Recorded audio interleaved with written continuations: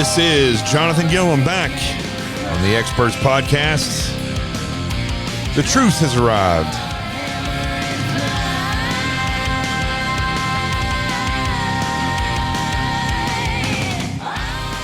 All right. It was a long day on Twitter.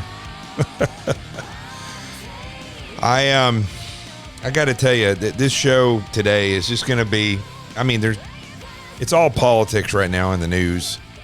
Besides the fact that a car-sized asteroid skimmed the Earth and nobody knew it was coming, got within 1,800 miles of hitting the Earth. That would have hurt if it hit the wrong place.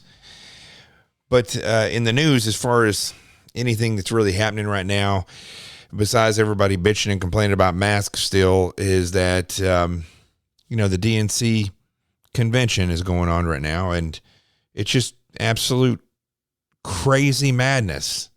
I mean, the stuff that's being said on there is just stupid. I was listening to, and they're not even pulling punches when they're insulting regular people. I mean, I was listening to, and I'm doing this for you guys because I wouldn't be listening to this stuff otherwise. Obama's speech was just ridiculous. It's not even presidential what he did. Not that he was ever presidential, but there was a time when people that had been president, when they were out of office, would still act presidential. It's like we've gotten so lowbrow now that you can just guarantee that the people who have been president, even the ones who acted presidential before, even those people have gone down this weird slope to the left. Every single one. Bush has gone off the deep end just like the rest of them. Clinton for sure, Obama. The stuff that they say is so hideous and so anti-American and so unpresidential that I can't even watch it. I mean, I tried to watch some of this convention, the Democratic convention. I couldn't even watch it. It's just that bad. Listen to what Obama says right here. Just this one little soundbite out of the entire speech that I had to force myself through. Just listen to this one soundbite. I never expected that my successor would embrace my vision or continue my policies. I did hope, for the sake of our country, that Donald Trump might show some interest in taking the job seriously. That he might come to feel the weight of the office and discover some reverence for the democracy that had been placed in his care. But he never did. For close to 4 years now, he has shown no interest in putting in the work, no interest in finding common ground, no interest in using the awesome power of his office to help anyone but himself and his friends. No interest in treating the presidency as anything but one more reality show that he can use to get the attention he craves. Donald Trump hasn't grown into the job because he can't. And the consequences of that failure are severe. 170,000 Americans dead. Millions of jobs gone, while those at the top take in more than ever.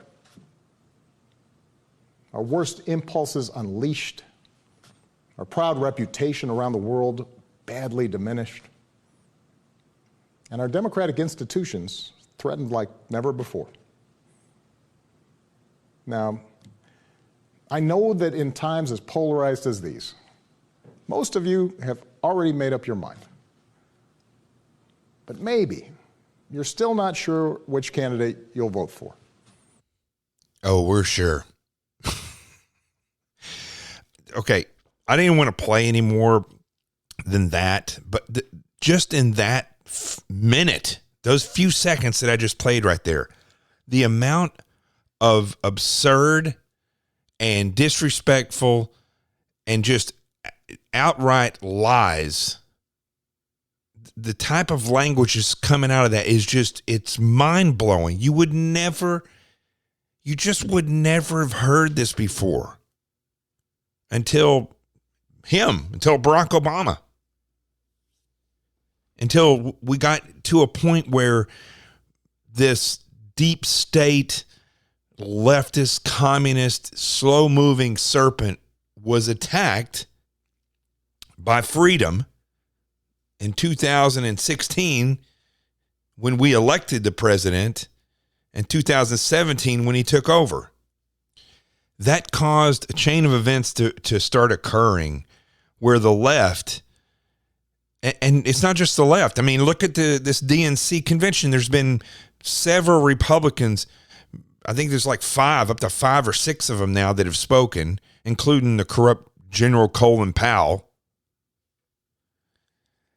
And it's gotten to a point where after the 2017 election, after the president took over, that it went down this hill. I'm not telling you anything you don't know already. But it's to a point now where you can't even watch this to get any type of information or idea of what they're going to do. What are the Democrats going to say to try to maneuver themselves? It's not even about maneuvering. It's as if a great portion of this country has been completely hypnotized and just does not see any. There's actually people who listen to this and think that is truth, what he just said. That think that 170,000 people that have died in this nation are dead because of President Trump, like that moron that spoke the second night. Yes, she's a moron. It doesn't matter. Yes, her father died. Sorry for that. But he's a moron as well. Look, you don't go to a karaoke bar when everybody's telling you that, and even the president was saying, he said he didn't think it was as bad as we were making it out to be, but still you should show precautions. And they still had these press conferences every day talking about how dangerous this virus could be. And you're stupid enough to go out and go to a karaoke bar and do the one thing, this singing into a microphone and then putting that microphone to your face and surprised that you got it when you're morbidly obese and you die. And the daughter comes on who has a record of saying leftist things in the media, and she comes on and blames it on the president. These people literally think that the president caused 170,000 people to die. And it doesn't matter what he would have done. Meanwhile, Democrat, about 5 or maybe, I think it's a total of 5, maybe a few more Democrat governors were putting the elderly people that had COVID into these clinics and just killing massive amounts of people. Well over 60,000 people, well over 60,000. We don't even know the numbers. We probably will never know the numbers. But people are going to believe this. They're going to believe that the president is responsible for these deaths. And when I listen to this, there's a couple of things that jump out at me. And I'm just going to go right into this, okay? There's a video going around. And listen, before I go into this other part, okay, there's a lot of people who listen to me on a regular basis, and I kind of do a preaching type of thing. I mean, I get on here and I hammer a lot of people, okay? The whole reason I do this podcast is because I have certain insights into things because of what I've done in my life. I've been around, especially in the past 7 years, having gone from government. See, very few people actually get to go from government service and not just serving, not just working in government, but actually doing operational things, tasked with taking your freedom away from you if you do something illegal, tasked with potentially killing somebody if they're doing something deadly or threatening this country.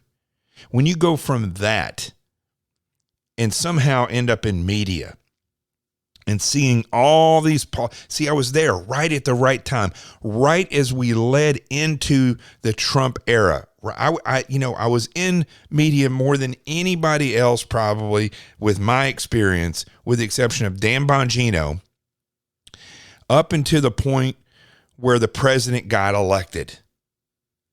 And at that point in 2017 was when the shift happened in media, just like it happened in politics. Something happened around 2016 in the powers that be in media and in politics. Go back and search in time, and you will see that at that point in time, experience stopped mattering.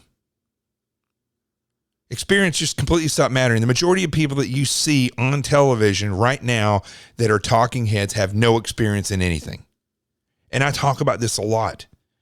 But I was able to see it as it happened from behind the scenes because I was one of the people with many, many other incredible people that had tons of experience in all kinds of fields. And people turned to us to get understanding of the events that were happening. And it was, I guarded that relationship with the people that reached out to me or the people that watched on television and listened on the radio and on my podcast. I took that seriously. That's why I would never, when I would get a call from media and they would say, hey, can you talk about this? I'd say, and this actually happened. And it was Fox News. It wasn't CNN. And listen, it happened at CNN too, but literally the words came out of their mouth. They said, can you speak about this? And I said, no, I'm not experienced in that area. I'd rather not talk about that. I might be able to help you find somebody who can. They said, well, could you talk against it then? I'm like, what do you mean? They said, could you just take a point and argue with it on so we have somebody to counter the point? And I was like, no, that's not the way this works. Not for me anyway. I'm sorry. Probably, I don't know if that was the last time I was ever on that show. I don't even remember what show it was. But something changed. Something changed where it wasn't just that the media and the two political parties started seeking people that had no experience so they could control them, because that's basically what's happened. Media just it's like a skit, they put images up there and they put narratives out there, and they just keep pumping that out. And the people that watch that particular network end up believing that. They just don't question it. It was on that network. They don't question it. And it's the same thing with politics. They put somebody out there, they put a candidate out there, and people just believe that they have the experience to be there and they're going to go to Washington, D.C. and do great things. Or the worst line of all is when people say, well, at least there's going to be a conservative vote or a Republican vote to counter the Democrat vote. So now they've convinced you that you should just elect somebody so that there's a vote for this party. That tells me that the person's not qualified if that's the narrative. If that's what you're voting for. It's a sad day. But something changed in 2016 where the media just stopped and went full bore in whatever narrative they were, usually is Trump. And that's all they talk about. And it's not like they talk about, well, let's analyze what Trump's done. It is, let's paint a picture of what the president has done. Let's paint a picture to match what the narrative that we want to push out. And that's what happens. And people buy it. And listen to this one little thing that Kamala Harris says right here. I took on the biggest banks and helped take down one of the biggest for-profit colleges. I know What? What does that even have to do with anything that's ever made anything greater in this country? She didn't change a single thing with whatever case that was that she was just talking about. Have any of you been personally affected in the years that this woman's been in politics at the level she's at? Did the two things that she just talked about ever affect anybody? No. But listen to what she says right here. It's a very simple, very short soundbite. Listen to this. I know a predator when I see one. That is the only thing tonight that she said that had any impact at all. except for when she first walks up and introduces herself. Listen to this. Greetings, America. That does not inspire confidence. But the thing is, somewhere along the line, these things changed. I don't think it was instant, but it was in media. It was instant. It changed almost overnight, at least within a month, I would say. I remember, because I only lived 5 blocks from CNN in New York City. And I remember I was a contributor, paid contributor, 5 blocks away. I was the guy that if something was going on, they could call me and I would be up there in literally 5 or 10 minutes. And there was a bombing that had happened, and I'm trying to think of where it was. But they were trying to explain the type of explosives used. And so I was watching the coverage, and they were just using, I think it was Gary Tuckman, one of the reporters, quote unquote reporters. He just sits out there and does the same thing, gives a narrative. That's all he does. He just does it on the street versus being in the studio. But I called him and I said, hey, listen, I'm only 5 blocks away. I can come right up right now. And I said, I've made, hundreds of bombs in my career as a SEAL. I can tell you all you need to know about this. And they were like, no, we got it covered. And I was like, okay, that was when I knew something had changed. Something had definitely changed. And so I continued to watch that night, and they never did have any experts on. They just had a reporter talk to another reporter. So with this change in media came the change in politics. And politics has always been full of people who are not experienced enough and who are narcissists and psychopaths and megalomaniacs. I mean, look, hundreds of millions of people, I would have, hundreds of millions of people have been killed by politicians throughout history. And so that's nothing new. But here's what's changed dramatically that does bother me, okay? Out of all this stuff, the thing that really, really, really bothers me, and it's very important for you to realize this, for everybody to sit back and take a sober look at what's happened, or maybe have a stiff drink and look at it. But the American people changed as well. Again, somewhere around, well, it happened, half the country has always been going further and further to the left. Barack Obama, literally, people just voted for him because of the color of his skin. I say this all the time. I don't agree with judging somebody by the color of their skin. I'm not a racist. I also don't agree with judging somebody because of their gender or even because of their sexuality. In fact, I get told every once in a while a Christian will come on and write me and will say, you're wrong about the homosexuality stuff and it's an abomination, this, that. And I tell them that's not my place to judge. And in fact, from a non-religious standpoint, I don't even want to know about it. That's between them and God, and that's between them and whatever they want to do. I cannot believe that we've gotten to this point where people celebrate who they have sex with and then judge you when they throw it in your face. Because quite frankly, I'm going to be honest with you, if you're gay and you're listening to this and you're one of these people who goes out and throws it all over the place, I don't want any of my buddies discussing sex with their wife or their girlfriends. People are always talking about, how they came out of the closet and this and that. I mean, how did we get to this point where that's how we're measuring people, or that's how people want to measure themselves? We were at a point, listen, nobody should be discriminated against in this country. I don't care how you feel about it or how you feel about the color of somebody's skin or their gender. You should not be discriminated against. Absolutely. But I'm not going to make a big deal out of who you sleep with or the color of your skin or what kind of genitalia you have between your legs. It doesn't matter to me. If you want to do a job, are you qualified for that job? Are you a good person? Are you nice to people? Are you a threat to me? Are you dangerous, a psychopath? Are you a liar? Those are the things that I look at. Not a physical characteristic or who you sleep with. But we've gotten to this point now where these are the things that people push forward in order to gain influence.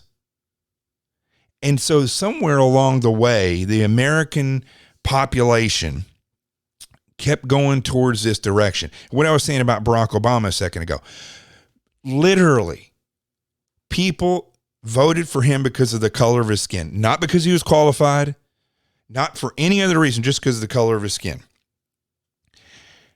And that's happened before because somebody had white skin. Of course. You go all around the world, there's particular physical traits why people would vote for somebody. But the problem I had with Obama is that, and why that was important, why people would say, I'm going to vote for him because of the color of his skin.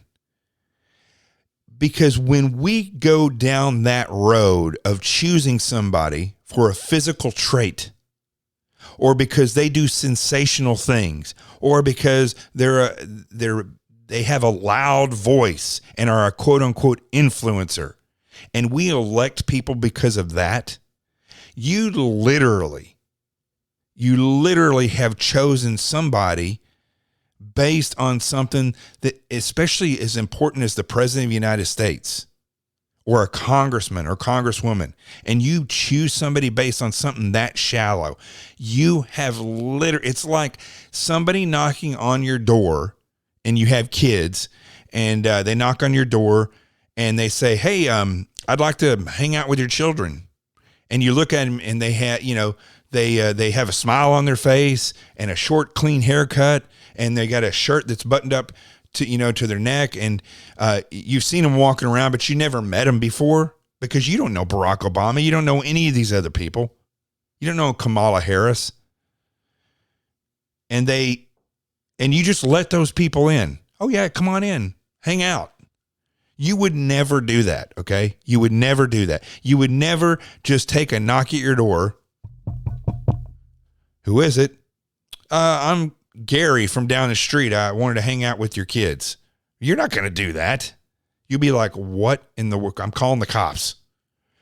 Why in the world would you just say, when somebody knocks on your voting ballot and says, hey, I want to be your president. Well, what's your qualifications? Well, I have dark skin, or I'm a woman, or I'm a conservative, or I'm a liberal, I'm a Democrat, I'm a Republican. And you say, okay, I'm going to vote for you. You go on and lead the country. Do you see how stupid that sounds? But that is exactly what Americans do. And so when I reflected today, and I'm watching some of this stuff on the DNC, and I know there's people that are like sitting here going, I can't believe that he was just saying that, people voted for Barack Obama because of the color of his skin. I mean, that's kind of crazy for a white guy to be saying that when, people have voted for years and years for who's presidents for over 240 years because they're white. There's people who voted for that. Absolutely. And it's just as stupid. But the fact is, we've gotten to a point in this country, and it became so evident in 2016. I mean, it was building before that. Social media has a tremendous amount to do with this problem. People, since social media has become big and people have been, they just pour all their effort in it, they think they know more. I get the stupidest things in response to something that I tweet out. It's just, Twitter is just mind-boggling how people literally believe what they're saying, or they'll just say what they feel. And I'm sitting here looking at it, and I cannot believe that people are trying to preach to me with such an unbelievably incompetent, immature understanding of who we are sending to Washington, D.C., and what they are going to be doing, and how they choose what a hero is. Now, I'm gonna bring this to the point where I'm really trying to hammer this home to you today in this show, okay? I don't really, the media thing is, and how that's changed, it's no secret to you all, Okay, you see it every day. We call it fake news. We know how social media is crazy. We know how the Democrats and the rhinos in the Republican Party, how they just sit there and lie to our faces. We know. I mean, Michelle Obama said it best when she said it yesterday. She said, "Being president doesn't change who you are; it reveals who you are." Now, when I think that she got it kind of wrong there, because it does change a person. We can see the physical effects in who they are after they've been president for 4 or 8 years. But she was right when she said it reveals who you are, and that is the big thing: is when somebody gets voted into office, they have to perform in some way, shape, or fashion, and although Michelle Obama is an idiot and completely wrong about everything else, she nailed that, because their performance does reveal who they are. It revealed that her husband's a criminal. He helped reveal that the Democrat Party is a complete communist party. But when this stuff started to change in 2016, it started to change so rapidly. I don't know if you realize, but AOC came in, the squad came in. Everything started to change. Social media became even more powerful. People became more incompetent and ridiculous and immature in the way that they acted on social media. Complete breakdown as to any type of, painting a persona for yourself as a responsible adult or a child. There's no longer children. 15-year-olds are on Twitter and on Instagram and other social media platforms telling everybody this is the way it is because they know so much. And then you have adults acting the total opposite way. But out of all of this, all these things I'm saying, which you may or may not realize, okay, out of all the things I'm saying, what hit me like a bag of hammers today, and I've known this for a while, but it really came home, is when I tweeted out, and I put it on all my social medias, that Laura Loomer won her primary down in the 21st district. Now, I've been hammering on her for a while because this is a person that has zero experience in anything. She's a provocateur. She's somebody who is a sensationalist. She goes out and does media stunts to get herself known. Yet when I put this tweet out, and I'll read to you what the tweet was. I'll even play the video so you can. This is part of her acceptance speech. Basically, what I said was that her acceptance speech says this: we, me, we. Great job, Florida. You're nothing more than bookends to a 27-year-old narcissist ego. Now, when I play this, if you want to count the me's, there's 11 me's in there. Me and one I. So there's like 10 me's and one I. And there's a we at the beginning and the we at the end. And this is perfectly crafted. Starting out with, we are being censored, we are oppressed, and then me. I literally have never heard an acceptance speech like this before. And this is for running for Congress. But it really does signify exactly what I'm trying to say here. And it's not what you think I'm going to say. It's not what you think I'm going to say. Let me play this for you real quick. Here you go. This battle, folks, is the first of many because we are in a war. Okay. She says we are in a war. Okay. She does not mention the real war. She just goes into the war against her, which she created herself, which is all these social media and tech platforms that hate her. But listen to this. It is a war between those of us who believe in free expression, the right of every American to share his or her views, whatever they may be, and the forces of far-left progressivism in the Democrat Party and Silicon Valley who want to win by censoring and intimidating the rest of us into silence. Okay. She's right about that. But see, here's where the trickery starts, okay? What she just said is what I consider flag waving. That's where you say things that everyone's going to agree with. And a narcissist can't help but talk about themselves. They want the attention on themselves. So they'll say whatever they can. And any of you that know a narcissist or have ever been in a relationship with a narcissist or had a boss that's a narcissist, they'll come in and say certain things to bring people close to them. And then all they talk about is themselves.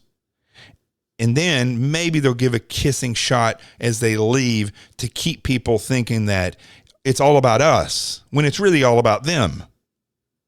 Now, what she stated there, yes, censorship, it does happen. Yes, Silicon Valley, and I did a whole show on it the other day, talking about the reality of LinkedIn and how that's become the new leftist platform to go after real responsible people and crush them if they back Trump. However, that is a symptom of the reality of what's happening. That is a symptom, or it's a tactic or a tool that the left is using. The real war is a communist movement to crush the Constitution of this country and systematically eliminate our strength as a people so that they, like has happened in history, those people that are in power, who are they? They are the ones who consider themselves the ruling elite. Those people will be able to control us unequivocally and unchallenged. That is where the war is. This stuff about social media and censorship, listen, I've been censored. Anybody in media that's conservative has been censored. Anybody on social media with a voice that's conservative has been censored. Many of you have put up stuff that is absolutely true and it's been taken down by Facebook, or you've been put in Facebook jail and you don't even know why because you've been censored. It's happened to all of us. So she takes a point that everybody's going to get behind that's conservative, but it really does not name the war that we're in. And it certainly never does she give an understanding of that she understands, or a comment that shows that she understands exactly what's happening. And there's no solution there. Now, listen to the me's and the I's.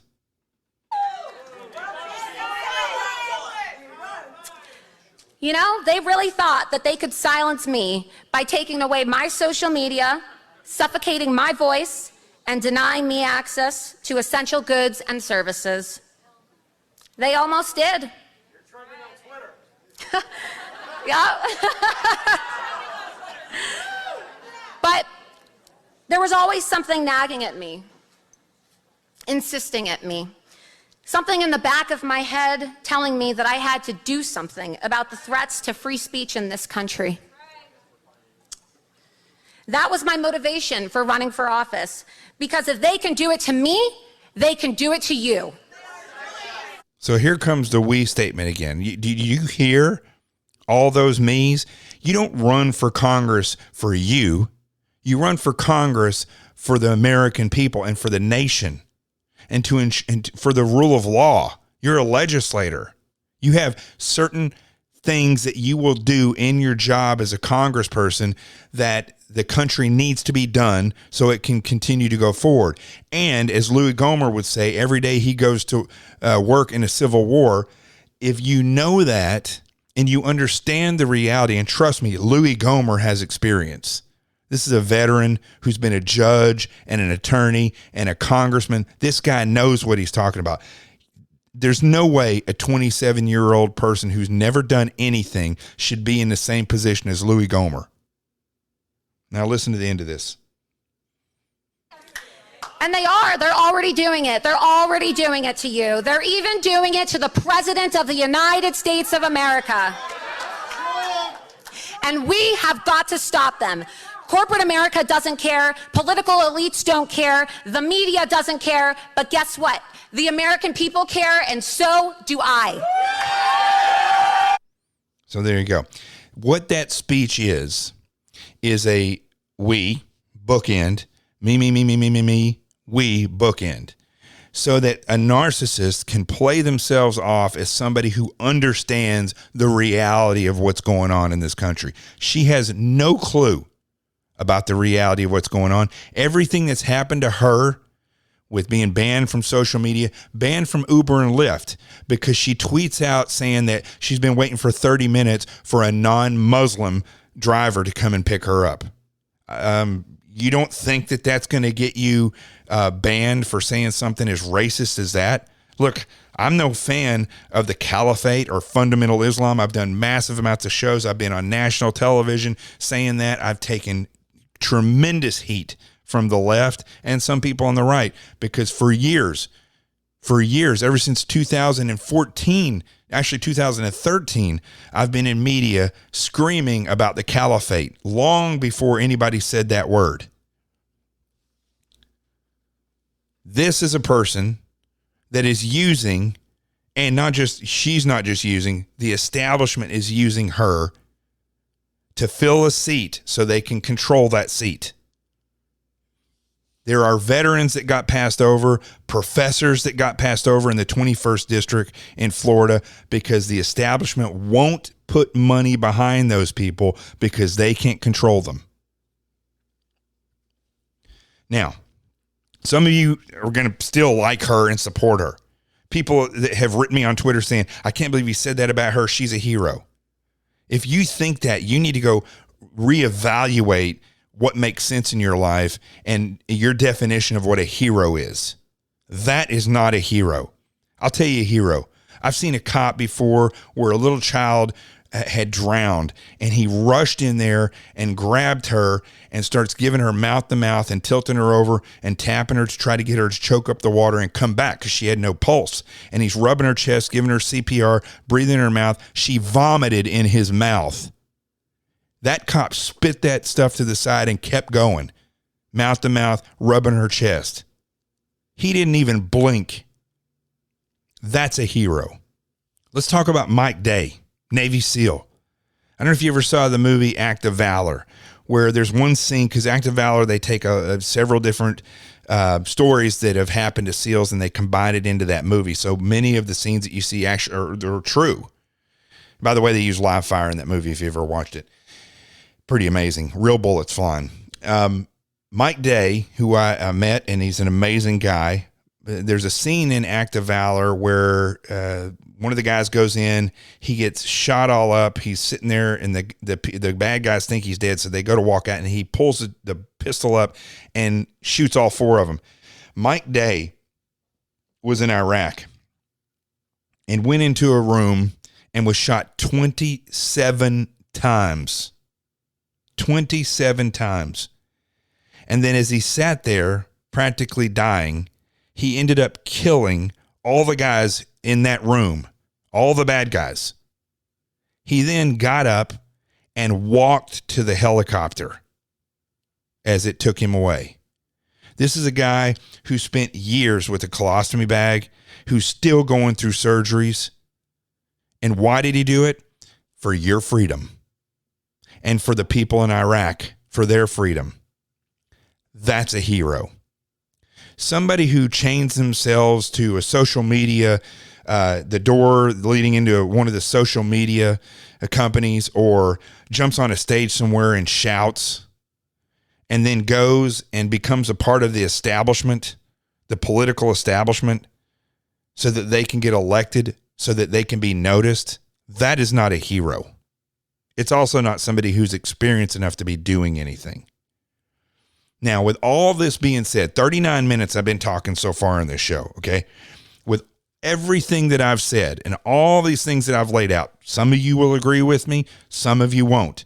Many of you, I've had people say, I'm unfollowing you because of what I said about Laura Loomer. Out of my over 20 years of service to this nation, and somebody's going to unfollow me because they don't like what I said about Laura Loomer. Hey, good for them. But out of all of these things that I've said, the thing that bothers me the most, and that shows me we are in the fight of our life for our own sanity, isn't necessarily who or what Laura Loomer did. It's not who or what Barack Obama did.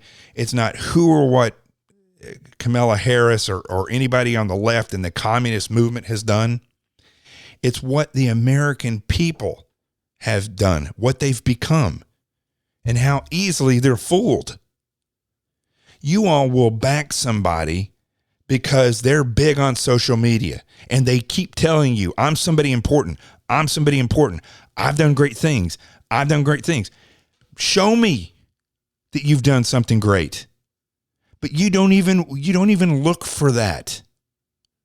When I listen to Barack Obama and Kamala Harris and all these other weirdos on the left at the Democratic convention, no one is asking them, show me, what have you done? When this girl gets up there yesterday and she spoke about her father and blamed Trump for his death when he went out and sang karaoke at 400 pounds and got the COVID virus and died, nobody on the left sat back and said, that sounds a little odd to kind of connect Trump with that bad decision.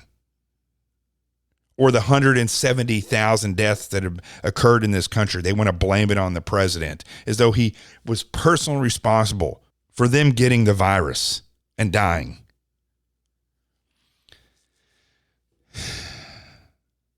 We are in a sad state in this nation when people will argue about saying to me on Twitter, well, this person is going to be a vote against the Democrat Party. We should send her there. That is the only thing that we elect somebody now based on, that they can get a vote. Please tell me you understand this as you listen to this show. This isn't about me proving that you're wrong if you like Laura Loomer, or proving that you're wrong if you like Barack Obama, or proving that you're right if you like the President Trump. It's not about that. It's about the fact that you all like or hate these people based on what they have said, or based on their persona on social media, or what the mainstream media has said about them. You will go all in for someone for that reason. It's the same thing with music. Ted Nugent is an amazing American. And I remember talking to him one time, and he said, they've done studies to show that there's basically 5 songs that they repeat every year in the record industry. And they get them as close to, every song that gets put out gets as close to those 5 songs as they can. And when he told me that, I went and started listening to this stuff, and I was on tour with a country music singer at that point as their director of security. And I remember listening to, because every night I hear this, the music, and I happen to be a big fan of his music, but I would go, and then as I'm driving from place to place or on the tour bus, whichever one, sometimes I drove my RV, sometimes I was on the tour bus, and I'd be listening to this music, and I literally would hear a song, and I'm like, that is the exact same song that I hear every night. And I would take my iPhone, and I would find the song that I'm hearing every night that this singer is singing that he wrote. And I was listening. That was a hit, by the way. And then I take my iPhone and I look up the song that I was hearing on the radio, and I play them together. It was as close to the same song as you could possibly get it without getting in trouble for copying a song. And people go out and buy those albums. And because the record industry doesn't give you any other choice besides those 5 songs. It's not because those people came up with that or they copied it because they can't do anything. It's not that. These singers and a lot of these artists could come up with all kinds of stuff, and a lot of them are great musicians in their own right. But the record companies will only put out this type of a song, and it's going to be within these about 5 different types of melodies. And they put that out because they know you will buy it, not because it's good.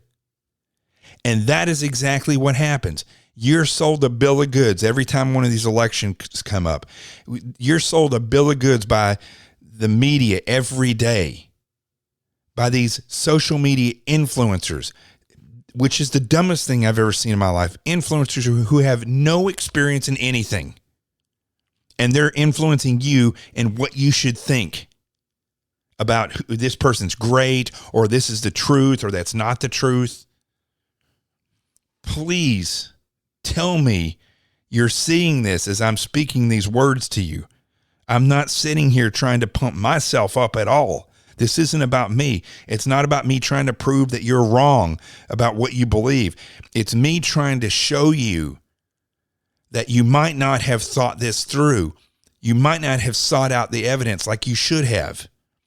And the thing about this whole thing, whether it's the record industry, the mainstream media, politics, social media, whatever, it's the fact that we as a nation have been completely puppeteered. The nation does not think. They do as little as possible. The smarter this phone has gotten, the dumber we have become, because we just rely on other people to tell us this is the way it is. And then we go out and argue with each other about whether or not I'm right or you're right. And all the while, everything that we've collected has been by what other people have told us, not by our own investigation to see what's real. And certainly not because these people have showed us that they have real talent or experience. Please tell me that you see this. It's devastating to this nation. The nation is crumbling right before our eyes. And we are literally picking up the crumbs and celebrating. We are celebrating while they're sitting there eating big fat sandwiches that we bought. Please tell me you see this. Let's take a break. We're going to come back, and I'm going to give you one headline that explains this all. We'll be right back. You've probably heard me talk about my best-selling book, Sheep No More, The Art of Awareness in Attack Survival. But what you may not realize is that it's not just a book that you read. It's a book that you apply. For those people who have read it or listened to it on audiobook, they would tell you that once you gain this knowledge, it will change your life forever. Understanding how an attacker sees you is a life-changing experience, and it's not rocket science. This book shows you how they systematically target you and how you can take that knowledge to turn around and apply into better defenses or awareness or overall security. Now, there's 2 workbooks that you can take this knowledge and apply. The first one is the threat assessment workbook, where you actually do a threat assessment on yourself, on your business, your church, your school, your city, your country. Workbook number 2 is where you take that information from the threat assessment and you develop your defenses on paper before you go out and spend money and time. Sheep No More, The Art of Awareness in Attack Survival. That's your knowledge base. Workbook number 1, the threat assessment, is how you look at yourself from the attacker and apply it. And workbook number 2, the defense assessment, is the culmination of all that into your defenses. There is nothing else out there like this. No course, no book, nothing. Go get it. Sheep No More, The Art of Awareness and Attack Survival. It's 2 accompanying workbooks. Make your homeland secure again. Go get it wherever books are sold.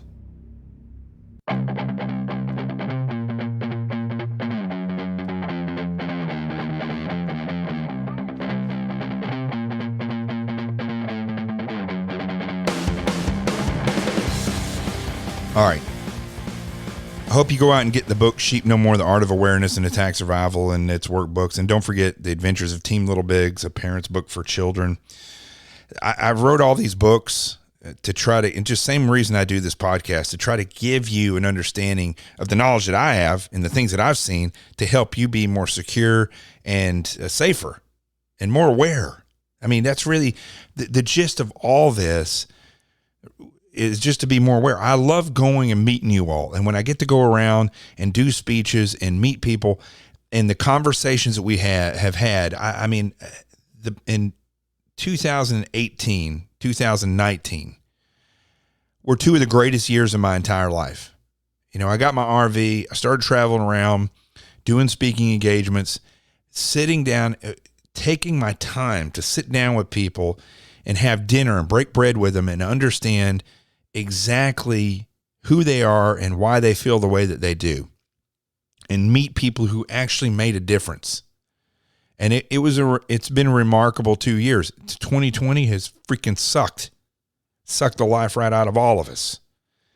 And it has propelled the problem that I've been talking about this entire show exponentially forward to a point where all this time people have had to sit at home, it's made everything worse.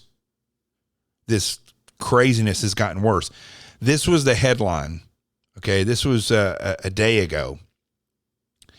And when I read this, I was like, you know what? This is exactly what I've been talking about the whole time. This is exactly what I've been trying to say. And here's the headline. The universe will end in this way at this time, researcher says. So as I started going through this, and as I read it, every time I read this, I start laughing. This is exactly what the article says. The research published in the journal Monthly Notices of the Royal Astronomical Society notes that sometime over the next few trillion years, when the universe is dead as we know it, stars will continue to explode, yada, yada, yada. So this is a story. This is a headline on foxnews.com that says the universe will end in this way at this time, researcher says. And when you read it, I mean, I could tell you that it's going to end within the next few trillion years without having any knowledge whatsoever. One, there's no way that you can prove me wrong. And two, if I say the next few trillion years, I mean, there's kind of a chance that I may be right over a trillion years. That's like saying, I can guarantee you over the next few trillion years, I will win the lottery. Yeah, if you're playing the lottery every single day for a trillion years, you are going to beat the odds and you will win.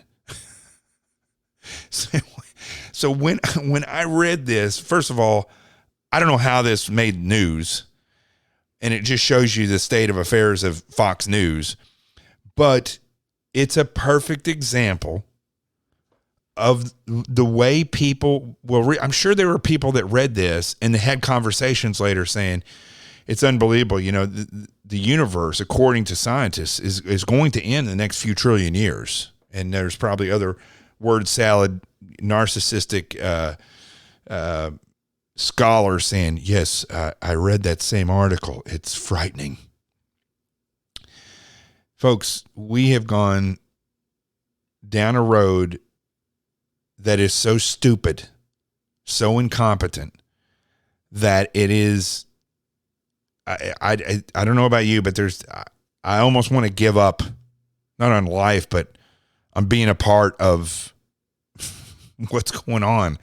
I want my own island, because I can't, unless the American people get past this, unless something changes, what I've been talking about this entire show, where everybody wakes up and realizes that, first of all, it's not that complicated. Okay. Everything that happens in this world is not that complicated. And secondly, most people in this day and age don't know what they're talking about. They don't have the experience to be experts in the field that they are. I watched this video, which I'm sure you all did. Amazing video. This guy who's a veteran and a business owner sits up in front of a city council and tells them off. He even points directly at one of them and says, you know, because you're sleeping behind your mask. It points the dude right out and tells them on it. I mean, it's incredible. I have to say, besides myself constantly telling people that there's a civil war whenever I speak and we're in it, this guy actually told them that, listen, we're peaceful now, but if you continue down this road and we can't feed our families, violence is going to start. I thought it was great. But, and I know I'm going to anger a lot of people with this statement, but this is exactly what I'm talking about. He then goes down this road about wearing a mask. And while I understand the correlation of the two things, they are no way, shape, or form in the same ballpark when it comes to the devastation that's happening to this nation because of these corrupt politicians. And for me, listening to that video, and when he went from talking about the serious thing about people starving and businesses collapsing and the fact that there's going to be violence, and then he equated that on the same level of importance as having to wear a mask, it just cheapened his argument for me. Do I believe that we need the masks? No, I really don't think that we do. Do I think they may help? Yeah, I think that they do help. Otherwise, doctors and nurses wouldn't be wearing them in the hospital. And you know the saying, I wear a mask for you and you wear a mask for me. Okay. But do I think that it's gotten to a point where politicians are trying to rule us as though we are puppy dogs and they know exactly what we need? Yes, I do believe. And most of it's based on hearsay and not raw evidence. I mean, the medical industry has shown us that they don't know jack crap, but they know a lot about, this is my specialty, I know a lot about that. But when it comes to trying to figure something out that's developing, the medical industry is not that great at it. I think that's what we've seen when it comes especially to infectious diseases. I mean, I dealt with it. I saw it with my father with his cancer, and I saw it with my dog, Jessie, when she had cancer. The vets just, they'll say, well, we can't do that. They did this study and they say that, 9 out of 10 dogs died from this, or they survived from it or whatever. And then you say, well, how many studies? How big was the study? They say it was 20 dogs in the study. One study? Yeah. They studied 20 dogs that had that cancer. And I made the mistake of going down that road with veterinarians that treated my dog's cancer, and 6 years later, the treatment killed her. So that's a whole nother story. But when I read that article about a few trillion years that the universe will end or die, it just profoundly linked all these things that are happening, because the more we get fed half information and the more opinions that are on social media, the more we start to act like complete idiots. And the more we just start to it's not like we research more, we research less. Listen, I'm saying we, because I don't want to just say that you're like this and I'm not. I mean, I've gotten really, I have retweeted, here's a big mistake I made recently. In Portland, Oregon, they're using those lasers to literally blind some of these police officers that are out there. They at these protests. And I was making a statement saying that the use of deadly force policy put out by the FBI and affirmed by the Supreme Court says that if there's an imminent threat of loss of life or serious bodily injury, then an officer can use deadly force. And I kept saying, well, if they're using these lasers to blind officers, then they should be shot. That's a use of deadly force approved shooting, I believe. And because that's serious bodily injury, it's an imminent threat. Anytime you see those lasers, imminent threat. And I posted a picture that somebody had put up saying, that these are those Antifa thugs in Portland. Well, as it turns out, that picture was from Mexico, I believe, somewhere in South America. It's either Mexico or Brazil. I think it was Antifa because they use the tactics no matter where they go, the same tactics. But the picture was not from Portland, and I didn't vet it enough. It pissed me off when I saw that picture, and it is a fact that they're doing that. So I posted the picture, and I slammed them and said this. And then what do you think happened?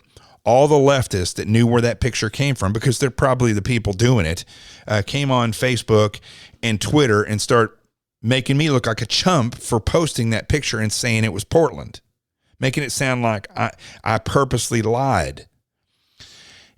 This is what I'm talking about. We cannot be ruled or controlled by the provocateurs, those who do sensational things, those who influence without having any knowledge, those who spit out the word salads, those who, start listening to music that isn't those 5 songs. One of the greatest albums I've ever listened to was Dire Straits. And I remember somebody saying, this was years and years ago, you ever listen to Dire Straits? I was like, no, because I don't like that song. I want my MTV. And they're like, dude, that's not Dire Straits. You got to listen to their album. It's totally different. And I did. And that music is not the music that was being played on television or on the radio. And it's the same thing here. You know, take a step away or out of this mainstream mindset that's been going. If you think somebody is so incredible in politics and you just can't get enough of them, stop for a minute. Ask yourself, who is that person? What have they really done? What are they a champion for? Study narcissists. Go look up narcissist, look up psychopath, look up megalomaniac, look up sociopath, look at the characteristics of these people. Maybe we'll do a show on that. And then go look at these people. That's the way you're going to actually be able to see what's happening, because those people, let me tell you something, they run the show. They run the show. I watched the whole series, Hell on Wheels, great series on Netflix. It was on AMC originally. And it's about the Union Pacific Railroad and the Central Pacific Railroad and how they came together. And it was amazing how in that story, and a lot of stuff is factual in that story, but also through history that I've studied, how the few control the many. And how you get all these laborers to do what you want, and they never excel past just being a laborer. But isn't that the way that we are? Aren't we all just laborers now for whatever social media tells us that we should think? And we just go right along with it. Meanwhile, these people rise in popularity and monetarily because we send them money. And all the while, if you just did a little bit of research on who they are, you would realize they are nobody.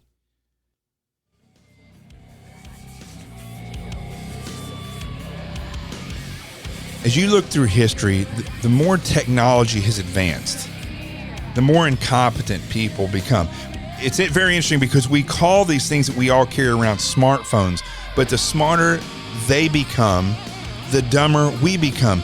And it's not because the technology has been geared to literally change us into a dumber creature.